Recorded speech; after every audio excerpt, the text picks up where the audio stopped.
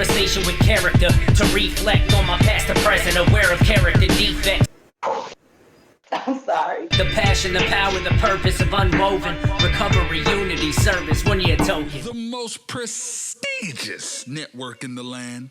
This is Character Asked It. You already know Character Did It. I am here with Paul Searles, the founder of a new app that's only in the UK right now called Framble. But tell me about yourself, man. I know you're doing the app, but what else do you do? Who are you?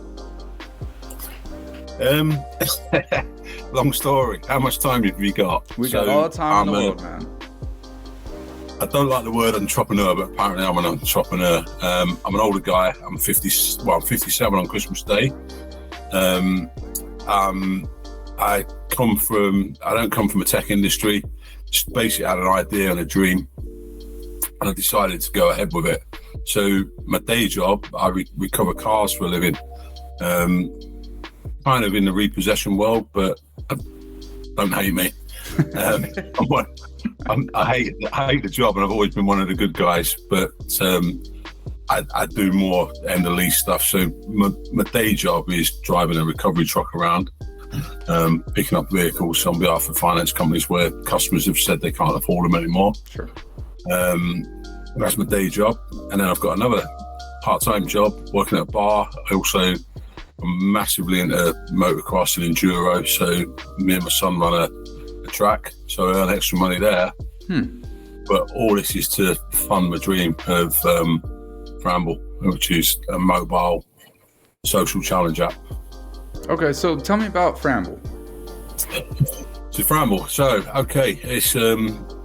an app where you can place fun bets and challenges with your friends. So it's for no odds, and you can literally bet on anything. So you can bet on a real life sporting event. So it can be football, cricket, golf. You can bet on politics, who's going to win an election, or you could just make something up. I can say to you, I bet I can beat you in a running race. Sure. Around a car park, me and you have a race, have a bet. And the idea is the money goes into the app first. So the money's in there, it's locked in. So if you dispute the bet, it's not coming out unless you resolve that dispute. That's one part of it. And then the other part of it, where we really, really want to push the brand is for challenges. So with a challenge, only one of you is putting some money in. So it might be to encourage a friend. It might be, I challenge you to lose some weight. I challenge you £50 or dollars if it's American, to lose a stone in 4 weeks. But again, the people know that the money's in the app, so they know that all they've got to do is do it, and then they upload the media to prove they've done it. So again, coming from a kind of extreme sports background, we've got a big motorbike jump, a big jump at our track that there's no way on earth I'm going to do it. My son does it all the time, but he might say to me, I'll give you £200 if you can do that jump. It will set me a time to do it, and I know that there's £200 in the bank. All I've got to do is do it, film myself doing it, upload the video, and then win the money. And again, with the app, it's very adaptable. So it might be to actually do the jump, or it might be to attempt it. So he might be happy with me just trying and crashing. He's got a video of me crashing. Yeah, so that's the idea of the app. And then we want to commercialize the challenges if we can. We'd like to bring in brands and let them to sponsor certain challenges.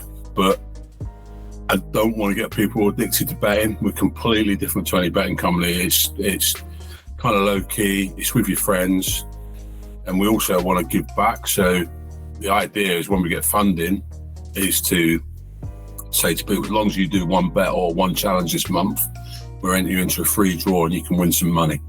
Or again, if we can commercialize it and get some sponsors on board, we might be able to say, hey guys, as long as you do anything involving snow sports this winter, let's for example say Burton Snowboards have offered to give us a couple of snowboards and some kit, and we want to, as long as you've got involved on the app and in the community and you use the app, we'll put you into a free draw to win one of those prizes. So that's the idea. We want to be a little bit different. We want to give something back. I don't want to get people into gambling. That's one of my biggest problems with trying to market a product. As soon as you mention gambling, everyone's like, "Ooh, stay away from it." Yeah. Well, hey, that's huge that you already have sponsors giving you snowboards. I mean, that's a big step. Well, not we haven't yet. But okay. That's the idea. Yeah. Nice. Okay. Are other users able to see other users' bets? Like if your son bet you that and then you uploaded that video, would other users be able to like follow along with that bet and see that video? Yeah, the idea is that so when you do a bet, you can set your profile to public or private, and as long as you're friends with someone on the app, we kind of want to be like Instagram with a gambling license. To be like a news feed. So you go on the app and you about to scroll through, almost like imagine a YouTube and Instagram with a gambling license. Bro, that's so cool. Yeah, well, I hope so. I hope it catches on. No, absolutely. I mean, that gives users a reason to be on the app, even if they're not placing bets, even if they're not on. I mean, I think that's a great idea. But so you've been in like the repo industry and you have the track and all that. How long have you been doing all that before this app came along? More or less all my life, really. I got into, and I hate to say it, again, don't hate me, the debt recovery industry by accident. I had a very, very bad motorcycle accident in 1991, and I was in and out of hospital for nearly a year. I broke my femur, but a bone came in all the way through, and I got a massive infection. I nearly lost my leg. I'll show you the scar one day. It's quite horrific. And the debt recovery guys, I don't know if you call them the same in America, the bailiff they are in England, the guys that are coming around to take your stuff away if you don't pay, was coming around my house so often to make, I was paying debts off. We kind of got friends, and he offered me a job. And I got stuck in that industry, which is an industry that I don't really like. I've been in it for years. I'm a big guy. I'm 6'2", 19 stone, but I'm kind of a big softie. I'm not that person that likes to collect debt, but I got stuck in that industry. And while I was in it, I thought, well, might as well be a nice guy in it. Yep. No, absolutely. And I've tried to get out of it ever since. So when we started Framble, I've left it late, but I had a dream to do it. And when my dad became ill 5 years ago, before he passed away, he just said to me, "Look, try. If you don't try, you'll regret it." So that's the story, really. And I started this project, and it's got bigger, and I didn't realise what I was getting into. How long ago did you start Framble? 2018. So wow. 4 years. Wow. Yeah. And you're entering a world that you knew nothing about. You don't know how to build apps. You don't know social media and things like that, correct? Yeah, correct. Yeah. So how the hell did you learn? I mean, especially getting the app built and everything. Tell me about that process. So I had the idea, and I thought, this is. To be fair, I thought it was brilliant. I thought no one's ever thought of this. It was like, this is unique, and I was really secretive about it. And then I was on holiday, and I read this article. I was looking at company names, and we was originally going to call it Flutter. So I was Googling the name Flutter, and then it came up that the actual fact it was an American company. Two American guys set this company up called Flutter nearly 30 years ago, 28 years ago. And bearing in mind, 28 years ago, they got £30 million worth of investment. Yeah, 28 years ago, yeah. So they set up this company called Flutter and the idea was that they would take bets on anything. I'm reading this article in The Guardian, it's like someone's got inside my head. I'm thinking, that's crazy. Like, this is my idea. Like, it's crazy. Everything I was reading in this article was the idea that I'd had. And I was really, really depressed because basically they set this company up, they got £30 million investment, and then it went down a pan. They got bought out, and they actually got bought out by, I'm trying to think of the name of the company. Company that's trading as Betfair now. Okay. But they bought them out for the servers, for their database, not really for the idea. And they basically bought the company out and closed it down. So I was really depressed. I said to my girlfriend, I said, gee, this idea is, it's not going to work. It's already existed 30 years ago. It didn't work. And then my girlfriend said to me, "Oh, don't be stupid. They didn't have mobile phones then." Yeah, that's a different world. Yeah. So bang, the world changes. And I suddenly thought, yeah, shit. And it didn't. So we tried to register the name. I'd already started my company called Flutter Media. So I tried to register the brand name Flutter. And the people at the registration company for the brand name said to me, you can have it, but it's what they call a dormant account. So she said it hasn't been used for years, but it's owned by a company called Betfair. So my advice is, if you're thinking of doing anything in that area, don't do it.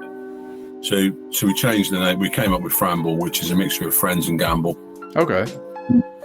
And yeah, I went for it. And funnily enough, Betfair, which is one of the biggest gambling companies in the world, changed their trading name from Betfair to Flutter Group about 6 months after I registered Flutter Media Limited.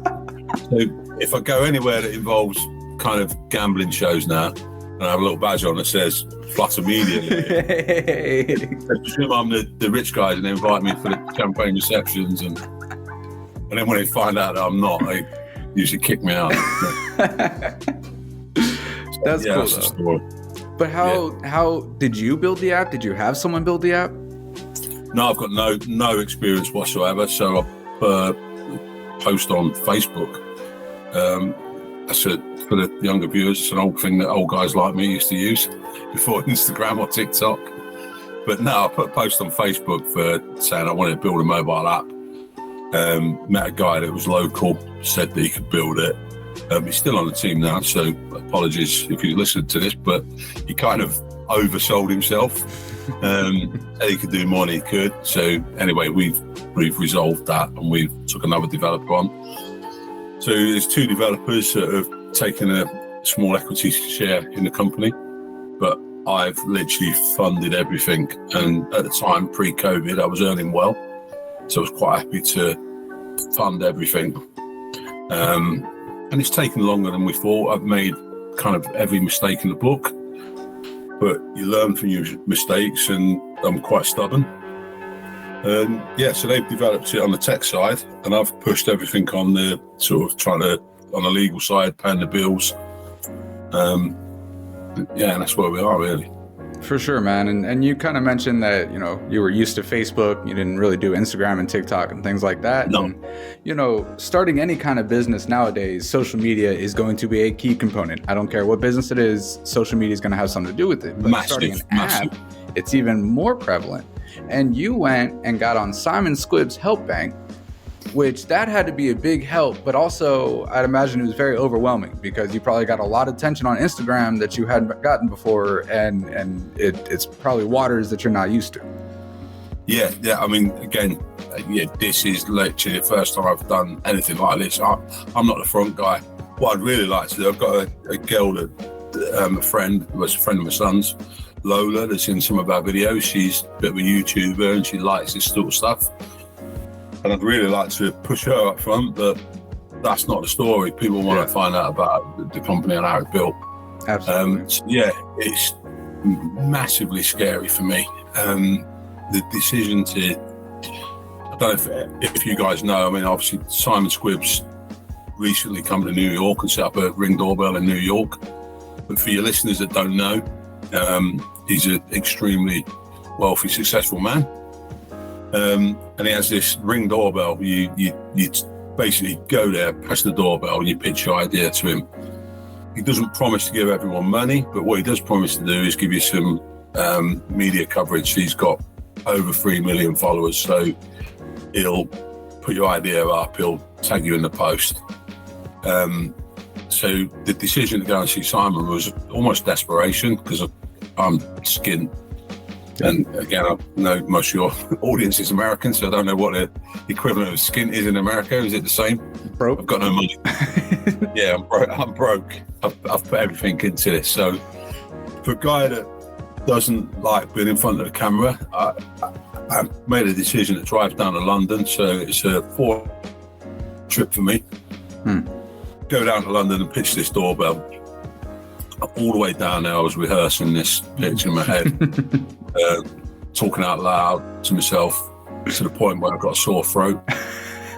Got to the doorbell and I think I did it about 6 times, pressed this button, went back, did it again.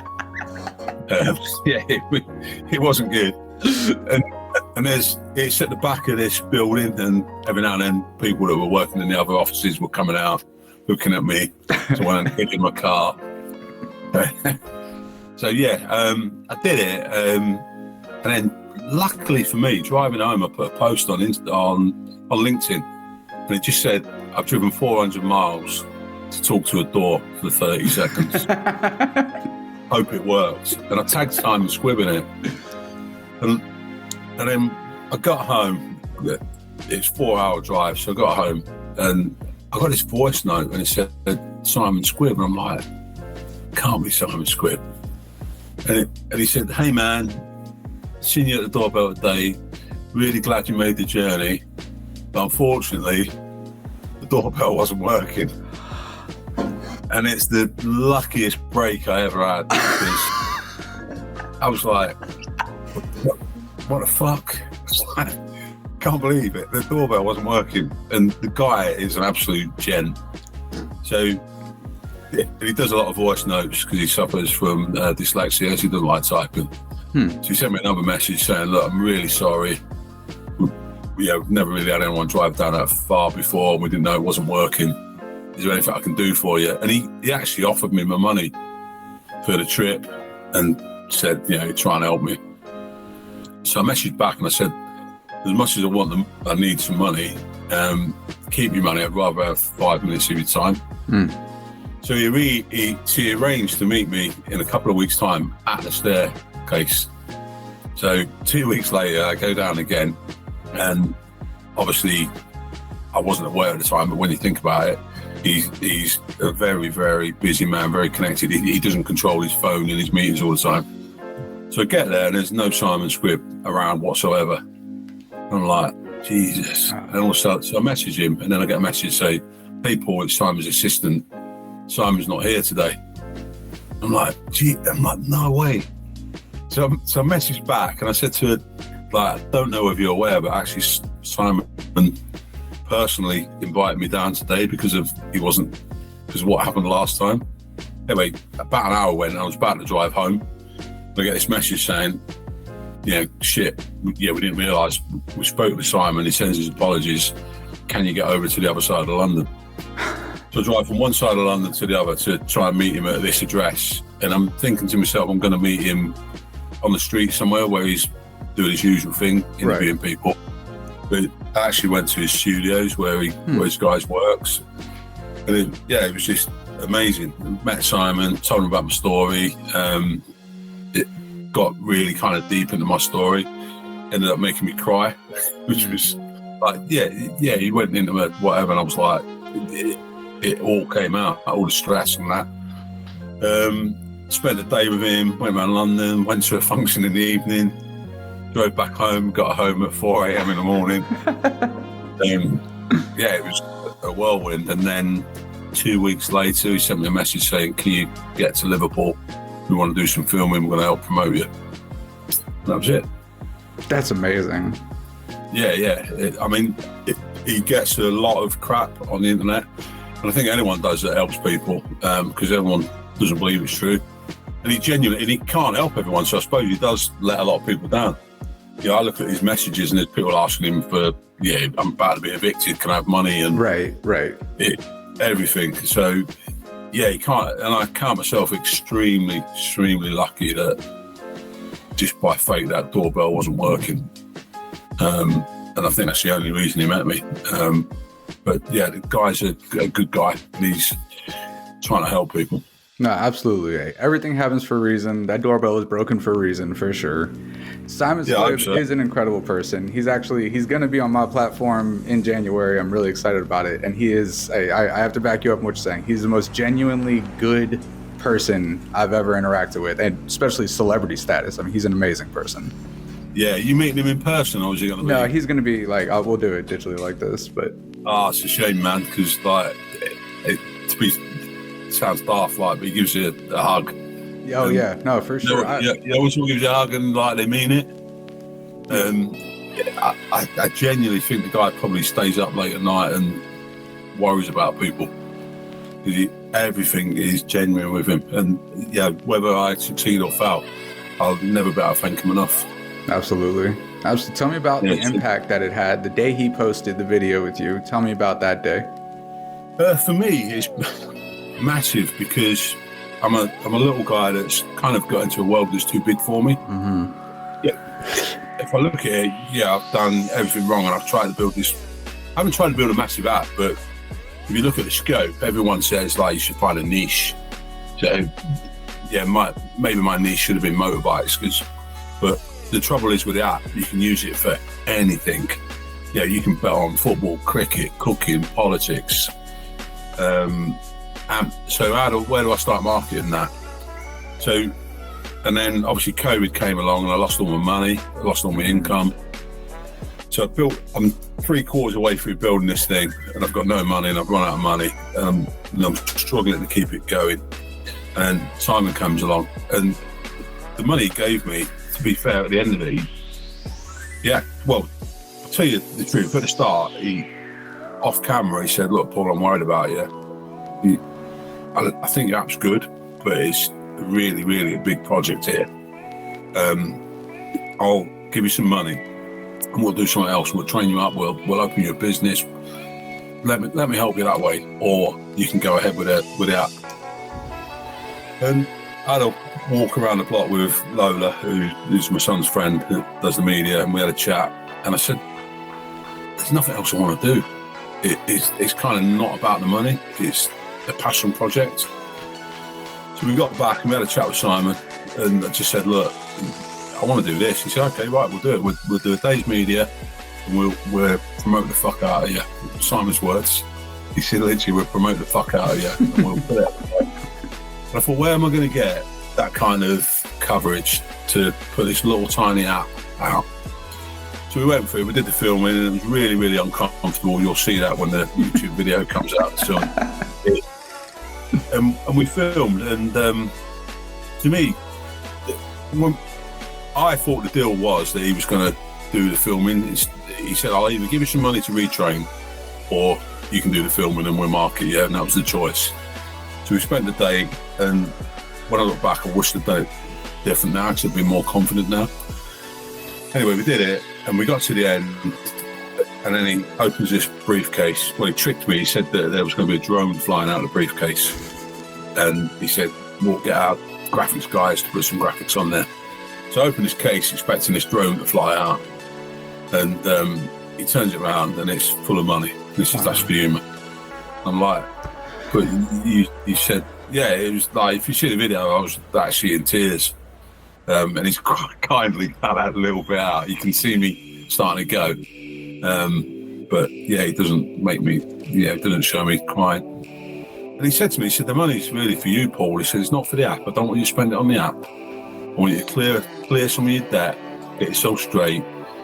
And it has helped. And don't get me wrong, I've still got a lot of debt, which, I'm okay with, because it's my choice to promote this app. So it did help, but the main thing is the media coverage. I think we're at 85,000 views now. So, and I get it. There's 85,000 people that are kind of following Simon. They're not really there for me. But where do you buy that exposure for a little tiny mobile app that's got 85,000 views? And obviously, you've reached out. So.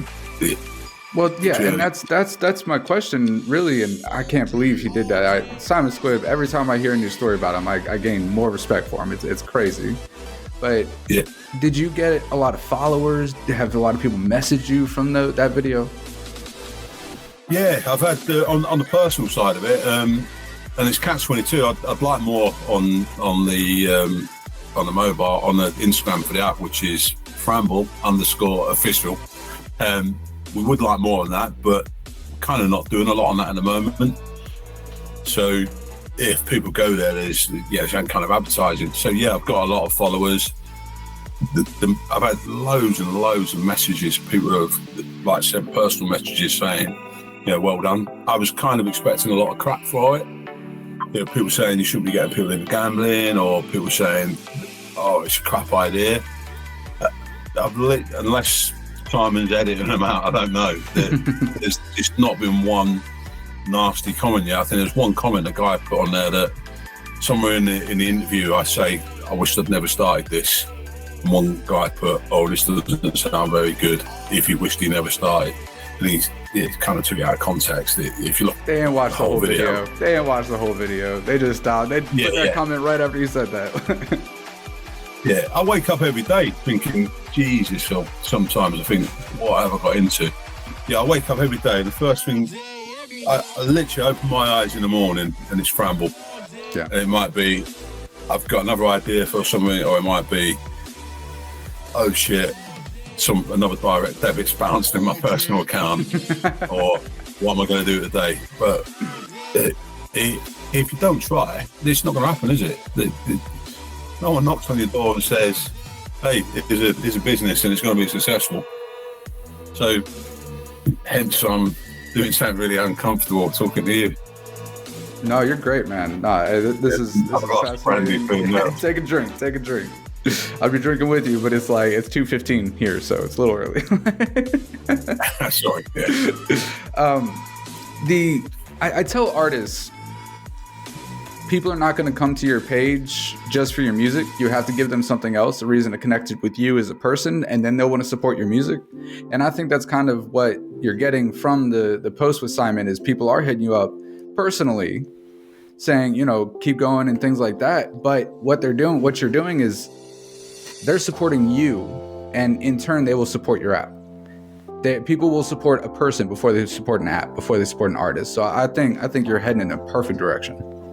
Yeah, I hope so, because again, one of the things with the app is we kind of want to create this community where, one of the biggest things with the app is that you upload the media.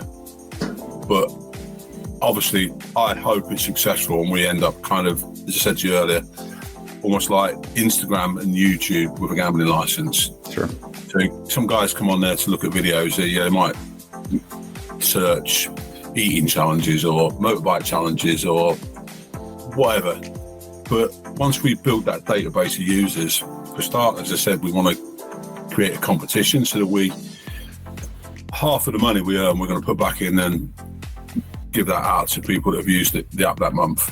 But also, let's say we get a little bit of a gem, we get some media that, it's good, and we can sell that to someone else. Again, the business idea is to, any funds that we make from that, we'll split with the guy that uploaded the media. So yeah, I want to start a community of fairness and sportsmanship and encouragement.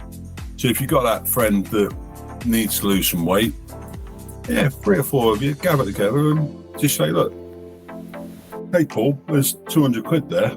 You lose a pound, 2 stone in a month. There's the money. Or, we know you always want to do a skydive. We'll challenge you to do a skydive. So, I want to create a community that kind of gives back. But it's very hard to go from a guy that's not comfortable in front of a camera, not tech savvy, to create that. To make the idea into reality is hard. But I'm proud of what I've done. Absolutely. So would you say your end goal is to kind of be on Instagram level for friendly wagers? Yeah. The goal is to have a mobile app that's equivalent of TikTok, Instagram, and people are not scared of using the word gambling. My biggest problem at the moment, if I mention gambling, banks don't want to touch us. Certain investors won't touch us, and I want people to. Gambling is something that people do every day. You can't go through a day without saying to someone, I bet you. Mm-hmm. It doesn't make you a gambler. I know friends that have never gambled in their life. And again, I can't say this sentence without saying it, but I bet they can't go a day without saying to someone, I bet you. It might be, I bet you it rains. Or I bet you Dave's late for work. Right. I bet you these documents don't arrive. So we use the word I bet, but it doesn't make us gamblers. And that's what I want to develop. I want to develop a platform where it's kind of normal. And we're not trying to get people the gambling companies want you to keep putting money on. They want you to keep getting loads of money on. With us, we just want a platform where you can do something friendly with your friend. You know, if I keep winning from you every week, at some point, I'm going to say to you, you can't keep doing this. or our friends in the social group are going to say, Paul, stop it. Yeah. That's the idea of Framble. It's something that we all do every day. People bet stuff every day, but we want to make it fun. Sure. Do you all have any big plans in the beginning of the year to catch a little growth on this? Yeah, find an investor. Yeah. How are you going about that? I'm in some really, really early talks with, funny enough, an American company. They've got an English branch, and one of the president of the English company likes the idea, and he's talking to the American company. But yeah, for us, I don't mix in those circles. I drive a van all day. You know what I mean? I'm not mixing in those circles, so it's kind of hard. And I was in two minds about doing this today. Yeah, do I come on and pretend I'm something I'm not? But that's not me. If people want to invest in this, they'll invest in the idea of me, and I'm an honest person. So I'm not going to come on here and pretend I'm some super entrepreneur that's got loads of money. I'll be honest. Yeah, well, I've fought for this too from now, and I've put every penny I've got into it, and it will work. It'll work quicker with some investment. But yeah, so for 2024, the goal is to get some users, do stuff like this, and hopefully people will start using the app and realise that it's okay, and they can make some money, and they can encourage their friends, and build that user base, build that platform, and then look to get some investment from someone. No doubt, man. Before we end the interview, is there any kind of life lesson that you want to share with anybody watching? I'm tempted to say don't do it, but no, if you've got a dream, yeah, go for it. Research it a little bit better than what I did. But yeah, life lesson, no. Don't let anything hold you back. No, yeah, go for it. If you're genuine about something, you're passionate about something, go for it. You can learn. People say you haven't got the skills for it. Go on Google. You can learn stuff. I needed to provide a document for our banking, and the solicitor quoted me, I think it was about 9,000 quid for this document. So I just went on Google. I looked at every other gambling company's similar document, and I copied and pasted. Yep. And that's all they were going to do. That's yeah. And I copied and pasted. The only thing I didn't do, I was about to send it, and my girlfriend came out to me and said, "Oh, that's all in different fonts." And luckily, she said, "Let me change these fonts for you," which I didn't know how to do. But wow, I produced it, and I won't say who it was, but the person at the other end came back and said that, yeah, that's a fantastic document. Yeah, great, you passed this. It was something we needed to pass to get regulated. So go for it, and be genuine, be yourself. You'll get found out if you're not yourself. Absolutely. Being genuine is everything. Because you couldn't build this app if you were not passionate about it. You couldn't put yourself on camera if you were not passionate about it, if you didn't believe in it, and people will be able to see that. Yeah. So obviously, I don't know your audience. I'm guessing it's predominantly American. I have a pretty good UK following. I've interviewed a lot of you UKers. Yeah, well, right. Well, let's expand it. Yeah, because I'm going to share your stuff.